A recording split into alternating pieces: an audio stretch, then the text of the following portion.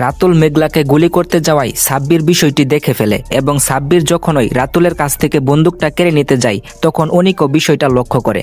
Guys, তবে কি এবার অনিক এবং সাব্বির মিলে রাতুলকে পুলিশের হাতে ধরিয়ে দিবে? গায়েস, গরিব ঘরে রাজপুত্র নাটকের 34 নাম্বার এপিসোডে আসলে কি ঘটনা ঘটতে চলেছে? হ্যালো গাইস, কেমন আছেন প্রত্যেকেই? আশা করছি প্রত্যেকেই ভালো আছেন। বরাবরের মতো আমাদের নতুন আপডেট ভিডিওতে আবার আপনাকে স্বাগতম। গায়েস, গরিব ঘরে রাজপুত্র নাটকের 33তম এপিসোড কিন্তু আজকে মুক্তি পেয়ে গেছে। 33তম এপিসোড আপনার কাছে কেমন লেগেছে অবশ্যই কমেন্ট করে জানিয়ে দিবেন।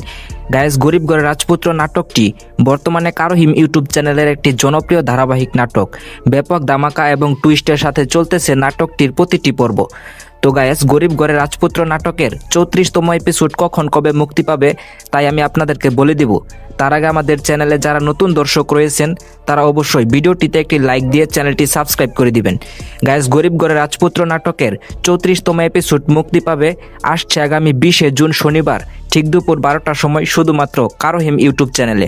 আর নাটক সম্পর্কে প্রতিনিয়তই আপডেট সবার আগে পেতে চাইলে আমাদের সাথে যুক্ত হয়ে যাবেন। আজকের ভিডিওটি ছিল এই পর্যন্তই। আপনাকে ধন্যবাদ সম্পূর্ণ ভিডিওটি দেখার জন্য। আল্লাহ হাফেজ।